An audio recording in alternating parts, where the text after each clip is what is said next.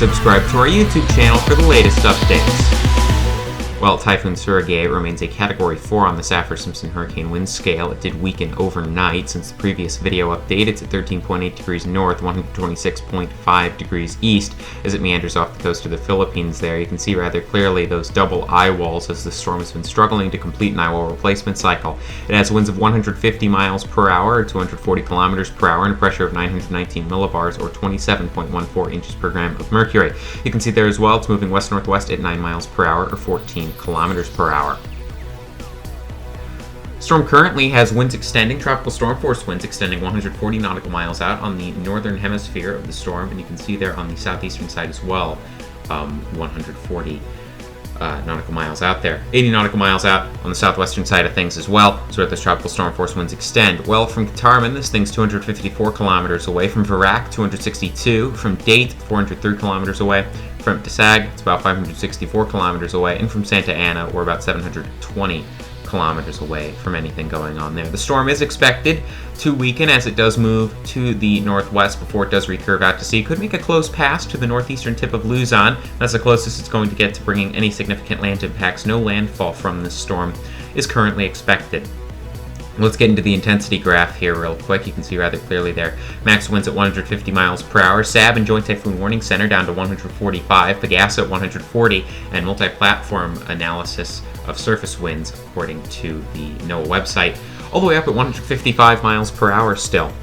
Here's our current cone, again 150 miles per hour, 919 millibars. We're expecting a little bit of re-strengthening if that eyewall replacement cycle manages to complete. It might hold at 150 for a bit, but we're expecting terminal weakening after the next day or so, with the storm being a Category 2 in 5 days' time as it recurves well out to sea. This really isn't going to be a threat to land anymore after about 2.5 day mark. So I'd say after about 2.5 days, the Philippines, you can pretty safely say you're not going to be in this anymore. You can see clearly as well those Signal 1 and Signal 2 warnings that are in place for chunks of Samar, Catanduanes, in particular in those Signal 2 warnings.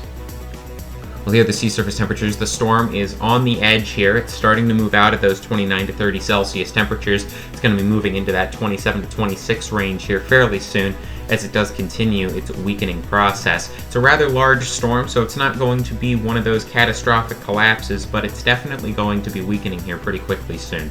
You can see here, this is the H-Worth, expecting this to weaken to a Category 3 within the next day or two, and then you can see as well a little bit of re-strengthening being a possibility as it does blaze northward according to the H-Worth. That could be due to baroclinic forces. Regardless of that, we're not expecting this to become anywhere near as strong as it did its first peak. Intensity guidance, generally just having it slide down the curve there. You can see it's sliding down very, very quickly. We haven't actually had an update on that in a bit.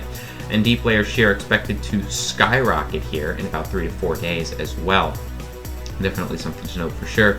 And here's the track spread. There's not much spread anymore in track. We're expecting this to stay away from the Philippines. It could track a bit closer than the current track guidance suggests, but generally, especially with sea surface temperatures dropping off, I'm not expecting this to be very strong and bring anything overly huge.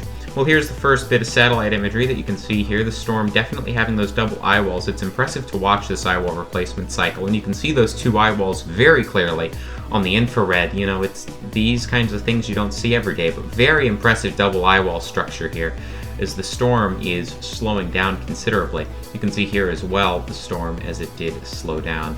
And again, that double eyewall, very clear there. It's not something you see very often. Those outer bands still skirting the Philippines.